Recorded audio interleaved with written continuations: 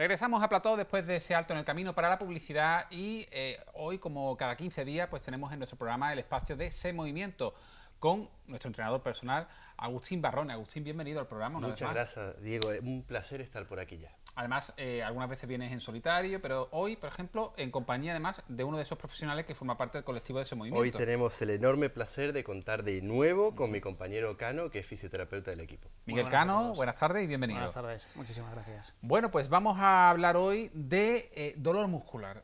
Como introducción, ¿qué te gustaría un poquito para dar arranque al espacio esta semana? Sí, Dolor muscular. hemos planteado un programa que supongo que va a ser de lo más interesante que podemos plantear en este programa, lo que va a llegar a cada vez más gente. Porque ¿quién no ha tenido alguna vez dolor muscular, haga o no haga ejercicio? Porque vamos a hablar sobre fármacos y su relación con el dolor muscular. ¿Quién no ha tenido alguna vez dolor muscular o ha ido a entrenar, ha tenido dolor muscular, se ha levantado mal y ha echado mano rápidamente de un fármaco? Tal vez en algún momento puntual, pues mira, para eso están, pero ¿qué pasa cuando este dolor se reproduce o cuando se cronifica? ¿Seguimos echando mano a ese fármaco tan rápidamente? A lo mejor hay otras estrategias que debemos tener en consideración antes de hacer este gesto que es tan cotidiano y además tan prescrito, ¿no? Mira, estamos viendo ahí esa primera pantalla, dolor lumbar, relajante muscular. Sabemos a ciencia cierta, en diferentes investigaciones, que el relajante muscular se debe utilizar como en un primer momento si fuese necesario, pero sabemos que a largo plazo el uso de relajante muscular, cuando aparece por ejemplo dolores tan comunes como es el dolor cervical, el dolor lumbar, no va a ser efectivo a medio o largo plazo. Por eso tenemos que tener cuidado con el uso de la prescripción cuando en muchas ocasiones la persona no solo no mejora el dolor, sino que el dolor se acentúa o se incrementa en el tiempo y ya se hace o lo consideramos un dolor crónico. Ahí el uso de estos medicamentos muy a medio o largo plazo lo que va a conseguir es todo lo contrario. En muchas ocasiones no vamos a conseguir ningún tipo de beneficio por parte del fármaco y lo que sí conseguimos es acciones secundarias del propio fármaco o incluso interacción con otros fármacos, porque ya hablamos de que la población por encima de 30, 40, 50 años está muchas veces polimedicada. Eso es un problema porque cuando al final uno satura el organismo de medicamentos, en algunas ocasiones pierden efectividad y luego también podemos hacer daño a determinados órganos de nuestro cuerpo. Exactamente. Al final las funciones antiinflamatorias que tiene el propio cuerpo humano, en muchas ocasiones cuando metemos el uso de estos AINEs, de los medicamentos antiinflamatorios, bloquean en parte esa acción natural que tiene el propio cuerpo humano para recuperarse, ¿no? Y conseguir ese reequilibrio que tiene nuestra propia musculatura y que tiene nuestro sistema neurofisiológico. Miguel, ¿habría que puntualizar entre dolor agudo y dolor crónico? Es muy importante. Al final el dolor agudo es aquel que atendemos cuando nos damos un golpe, cuando por una acción o sobre solicitación muscular tenemos una molestia, un dolor, acciones deportivas o que hemos hecho una mudanza y tenemos una pequeña sobrecarga muscular, a aquellos dolores que sobrepasan, estimamos a nivel de investigación, los 3 meses. Estos dolores es importante que las personas que nos ven en casa sepan que se instauran dentro de nuestra corteza cerebral y ahí está un poco donde tenemos que trabajar e incidir y el fármaco, en este caso, pues no llega. ¿Dónde actúa el fármaco? A ver.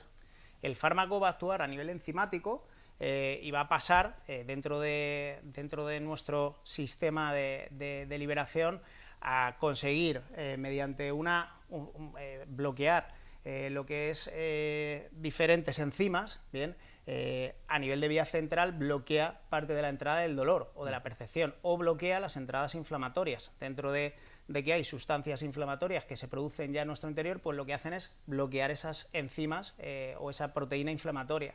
Eso en un primer estadio es efectivo si tenemos un gran estado de inflamación, pero ¿y si sabemos que la mayor parte de la población tiene sobrepeso y ya sufre un estado constante de sobreinflamación? Entonces ahí es cuando vemos que el fármaco en muchas ocasiones tiene una reacción muy potente, adversa a lo que esperábamos, y no solo no ayuda, sino que en muchas ocasiones es una de las causas que sabemos que en hospitales son de entrada por parte de muchos pacientes, que es por el sobreuso o el sobreabuso de determinados fármacos. Oye, fíjate, lo que acaba de decir Miguel me ha llamado la atención. ¿Personas con sobrepeso son más propensas a padecer dolores musculares? Sin duda. Por sobrecargar esos músculos. Sí, hay una asociación. El mismo cuerpo, ¿no? Sí, hay una asociación ya bastante clara que la persona con sobrepeso, por tener mayor capacidad a nivel de inflamación, estrés crónico producido dentro de sus tejidos, sus tiempos de recuperación son peores, sus, por ejemplo, respuestas a la insulina son peores. Entonces ya hablamos de patologías asociadas como son la diabetes tipo 2 y otras causas que en sí ya provocan dolor crónico. ¿Y por qué el fármaco actúa principalmente a corto plazo? Porque esta acción debería de entenderse o debería de prescribirse por parte del médico, en este caso, para dar una respuesta en un momento agudo y no a largo plazo. Solo el hecho de decir, oye, tenemos un dolor, notamos el dolor, pero ¿ese dolor de dónde viene? ¿Lleva ya varios meses con nosotros? Sería al final la clave. El no pensar solo en que si tenemos una lesión muscular de 1, 2, 3 días, el fármaco nos puede ayudar. Pero si esta lesión ya es crónica, como le pasa a muchos ancianos, que le duelen las rodillas, que le duele la espalda desde antaño, ahí el fármaco, pues el utilizar la clásica aspirina, hay datos que asustan. En España se consumen unos 635 millones de aspirinas al año. Entonces nos damos un poco cuenta de la dimensión de ese sobreuso de los fármacos. ¿Relajante muscular? ¿Son efectivos, Agustín? Y vamos más o menos por la misma línea. Al final, ¿quién no ha visto, quién no ha recomendado, ha escuchado recomendar ante una sobrecarga, ante un dolor muscular? No, tómate este relajante, o incluso prescribir en la misma farmacia, tal vez médicos. Pasa incluso en mi propia casa. Sí. ¿Son realmente efectivos o es solo un parche a un problema tal vez mayor? Claro. Aquí es la cuestión de que el profesional que se dedica precisamente a prescribir en muchas ocasiones, por no tener tiempo, todo el tiempo que nos gustaría, a dar esa atención y ver por dónde proviene el dolor, ¿no? Que es al final hacer una valoración clínica, un diagnóstico diferencial, no dar directamente ese fármaco o como primera propuesta no directamente decir, oye, vamos a darte esa pastilla que de repente te libere de ese dolor, y ese dolor ya nos lleva acompañando durante mucho tiempo o ya ha tenido pues varias recaídas, ¿no? Quien no ha tenido dolor lumbar muchas veces en un periodo corto de tiempo, o quien no ha tenido dolor cervical. Por eso estamos viendo en pantalla un metaanálisis donde se escogieron a más de 3.000 personas y se le hicieron tomar estos fármacos para dolor agudo y para dolor crónico. ¿Cuál es la sorpresa? De que no es mejor que el placebo. Y el placebo, las personas en casa que no conozcan la palabra placebo, es como si te damos un caramelo y te decimos que te va a curar y te damos el medicamento a por otra persona, ¿no? Eso Sí, es, te lo y crees, esa propia tal vez sugestión, actúe, tal vez claro, no. puede que tenga una acción, pero realmente no es significativo a medio o largo plazo. Vamos a hablar ahora de dolor articular, osteoartritis, Sí. osteoartritis y suplementos. Lo he tenido que leer porque la palabra es un poco complicada.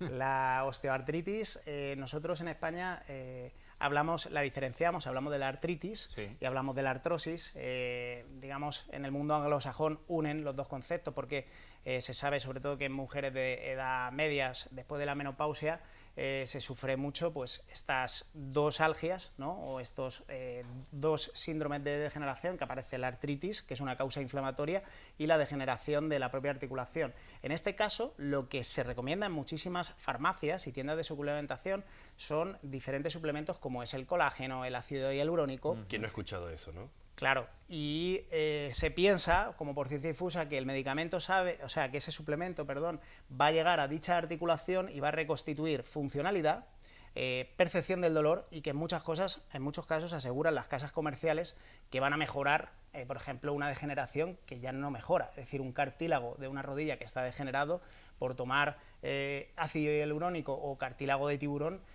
no se ha comprobado que no mejora, ¿vale? Porque además este suplemento lo que hace es desecharse dentro de nuestro intestino, no va a la rodilla y empieza a hacer un principio activo sobre la misma. Hay algo que pasa que prima un poco los intereses comerciales, ¿no? Sin duda. Y no deja de un poco de engañarse, ¿no? Sin duda. Bastante de engañar a quien padece, en este caso, pues ese problema. Tenemos otra pantalla, la pantalla número 3, que habla de AINES son efectivos. A mí me gustaría que definierais AINES. ¿A qué nos referimos con AINES? El AINES es el famoso paracetamol. Vale. Es igual que la aspirina, uno de los medicamentos más recetados, y es uno de los medicamentos que más precisamente causa que vaya gente a la consulta del médico porque ha tenido una reacción medicamentosa con otro. Cada vez, al ser un digamos, un fármaco que se recomienda tantísimo, esto consigue que aparezca en muchas ocasiones esas reacciones medicamentosas. El AINES es precisamente ese elemento antiinflamatorio que hablamos, de que a esas enzimas inflamatorias que tiene nuestro cuerpo, cuando por ejemplo tenemos cualquier golpe y se nos inflama y tenemos dolor, pues te mandan pues, ese fármaco antiinflamatorio. Esto lo que supone, como vemos en la imagen, es que aumente hasta en un 2,5, por ejemplo, la capacidad de que aparezcan pues, úlceras, ulceraciones en todo lo que es el intestino, porque no podamos, o sea, al ser un medicamento que la gente consume tanto y tan libremente, en muchas ocasiones nos hace daño pues a nivel digestivo, ¿no? O sea, que también tiene sus riesgos, a pesar de que dicen que es más recomendable tomar paracetamol que ibuprofeno, que tiene a lo mejor efectos secundarios incluso algunas veces peligrosos, mayores, ¿no? sí. Mayores, pero aún así es un medicamento y hay que tomarlo estrictamente cuando haga falta. Por prescripción médica, claro, y no por a la primera que me molesta un poquito, algo, venga. eso es. Es que así solo actuamos como un parche. Claro. Y estamos diciéndole al cuerpo que no haga su función normal para recuperarse de un golpe, de un dolor. Lo estamos bloqueando directamente. Sí que es verdad que depende del contexto, obviamente. Hay golpes, hay traumatismos, vamos a decir, más graves que, bueno, que necesitan de esa prescripción, pero ante un dolor de cabeza matutino, esporádico, o que te has caído y te ha hecho un golpe, no vayas a recurrir lo primero a una pastilla, sino que deja al cuerpo actuar porque naturalmente estás programado para eso y va a ser mejor. Infiltraciones. ¿Qué podemos decir de las infiltraciones? Esta es una de las, digamos, cuando ya la vía farmacológica habitual, ¿no? No que causa efecto. Eso es la toma, pues por ejemplo en hombro y codo, que suelen ser bastante recurrentes, el uso de infiltraciones a corto plazo puede mejorar. De hecho, pacientes que tienen un supuesto hombro congelado o un impingement de hombro, aparece que toman determinados fármacos antiinflamatorios, no les sirven. Por prescripción médica se les recomienda el uso de inflamación directamente por corticoides, esteroideos, y lo que se ve es que las primeras infiltraciones pueden ser efectivas. Igual que si se lee diferentes investigaciones, se ve que a lo mejor no es más efectivo que el placebo. Ya volvemos un poco a ese punto de decir, bueno, y si la persona se le recomienda, por ejemplo, que haga ejercicio, que es lo que parece más efectivo a medio o largo plazo, o se hacen otras propuestas, ¿no sería igual de efectivo? Con este uso de infiltraciones, y además de infiltraciones en muchas ocasiones constantes, lo que en muchas ocasiones conseguimos es dañar todavía más a esa unión miotendinosa o a ese tendón que acaba degenerándose todavía más. Avanzamos en nuestro guión. Agustín, ¿qué toca ahora hablar? Bueno, un poquito de un fármaco que hizo boom hace unos cuantos años y bueno, que ahora está saliendo evidencia de que, cuidado, que hay que tenerlo un poco en consideración. Estamos hablando de las estatinas y vemos cómo tiene una interacción que hay que tener bastante en cuenta con el ejercicio físico. Tenemos un problema serio. ¿Qué tipo de medicamento es la estatina? La estatina se recomienda sobre todo a personas que tienen colesterol. Y volvemos a ese entorno obesogénico en el que estamos viviendo y comprobamos que el médico manda estas estatinas y hace una recomendación, que a todos nos suena, que es que nos dicen que vayamos a hacer ejercicio. El problema que tenemos con las estatinas y el ejercicio es que la persona no es capaz de prácticamente hacer ejercicio porque empieza a notar un dolor muscular muy fuerte, incluso paralizante. Y es porque hace interacción medicamentosa con nuestro propio proceso neurofisiológico de recuperación. ¿Qué se sabe? Pues que el uso de estatinas, cuando hacemos ejercicio, todos los sujetos que toman estatinas sienten muchísimo mayor dolor percibido y tienen mayor fatiga neuromuscular. Por lo tanto, le impide la práctica de ejercicio. Y empezamos ya un poco con ese círculo vicioso del dolor, hago ejercicio pero no mejoro y aparte no tengo en cuenta todos los medicamentos que estoy tomando. ¿Cuáles serían las claves importantes, ¿no?, a la hora de afrontar el dolor crónico? Miguel. La más y fundamental clave va a ser siempre la educación por parte de los profesionales sanitarios y de los entrenadores de que con el mínimo dolor no podemos introducir ya un fármaco. Que en muchas ocasiones ya estamos tomando fármacos con la alimentación, ¿bien? Porque ya sabemos que al final pues toda la carne, todo el pescado que tomamos en muchas ocasiones pues lleva parte de fármacos, ¿no?, para su tratado, y luego encima nosotros a la mínima que tenemos un pequeño dolor pues nos tomamos más medicamentos. La primera sin duda sería el recomendar que el dolor tiene un porqué, que aparece un proceso fisiológico de unos días, donde estamos un poquito peor y que la persona... Lo que apuntaba Agustín, ¿no? Eso es. Primero, la educación es fundamental. Y saber que hay algunas claves, como bien apuntabas, que por ejemplo son el estrés crónico que se produce dentro de nuestro organismo y dentro de la sociedad en la que vivimos, bueno, que en muchas ocasiones va solapado con que descansamos mal y poco, y esto también aumenta nuestro umbral de dolor, y sobre todo que cuando vamos envejeciendo tenemos que tener un envejecimiento activo. No podemos sentar a las personas de 60, 70, 80 años y decirles no, ya se acabó, ya no hagan nada, cuidado con esto, cuidado con lo otro, andamos un poquito y ya. No, sabemos que el entrenamiento con cargas, el entrenamiento aeróbico son necesarios, y más a estas edades, porque es cuando precisamente ya empezamos a tener pérdida de masa muscular y otras. Hablábamos antes sobre el dolor crónico y cómo también es importante para paliar estos efectos mientras se practican otros tratamientos, de cómo hacerle entender a la persona que no debe centrarse en ese dolor, porque cuanto más se centra en ese dolor, más le va a doler. Su centro de atención está ahí, entonces lo tiene que desviar, tiene que entender que es algo normal, que hay métodos, hay estrategias para hacerlo paliar, que se ponga en manos, por supuesto, de un buen profesional, pero que no se centre más en el dolor, que es algo que va a desaparecer, es algo que tiene cura y que requiere tiempo. Como bien apuntamos en muchos programas, la paciencia es muy importante en todo esto. Sí, oye, tenemos ya muy poquito tiempo, un par de minutos quizá o 3 como mucho. Efectos de los medicamentos a largo plazo. Hemos puntualizado el tema de, por ejemplo, el daño que se puede hacer en el sistema digestivo, ¿no? Pero a largo plazo el abuso de medicamentos, ¿qué otros problemas nos pueden conllevar? Nos va a provocar, pues, en muchas ocasiones somnolencia, faltas dentro de que la persona dice, pues oye, noto que estoy pero no estoy, porque al final el fármaco hace un efecto de droga como tal. En muchas ocasiones también va a tener ese umbral del dolor todavía más aumentado. En otras muchas ocasiones lo que se comprueba es que en general el fármaco no ayuda nunca a la calidad de vida, y se crea pues un círculo vicioso de que es difícil salir, sobre todo porque el medicamento sigue activo, la persona sigue siendo sedentaria, y no podemos mejorar al final su calidad de vida. Fíjate, has mencionado círculo vicioso del dolor. Sí. Esto, el que lo sufre tiene que ser muy, muy, muy complicado, ¿no? El sobrellevarlo, porque es tremendo, ¿no? Sí, al final... El vivir en un bucle constante de dolor, que tomo un medicamento y a su vez me provoca otros dolores y otros problemas. Claro.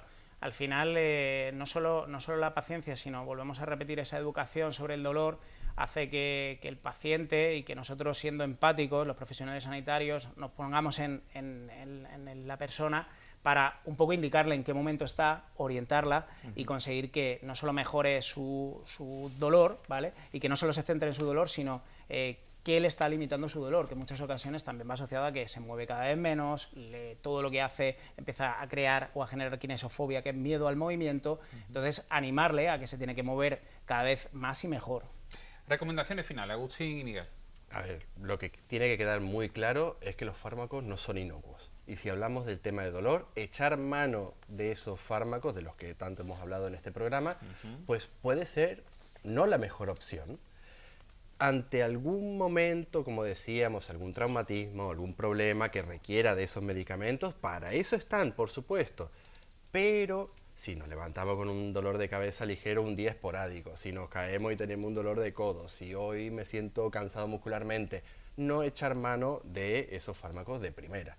Igualmente, cuando estos dolores superan unos cuantos meses, como hablamos de crónico cuando superan los 3 meses, oye, estamos ante una alarma bastante grave. Vamos a ponernos en manos de un profesional, que para eso están nuestros compañeros fisioterapeutas, para evaluar el origen del problema que está causando esos dolores y no hacer que los fármacos hagan de parche. Por al final van a hacer eso, como hemos visto con estudios, no es más que placebo.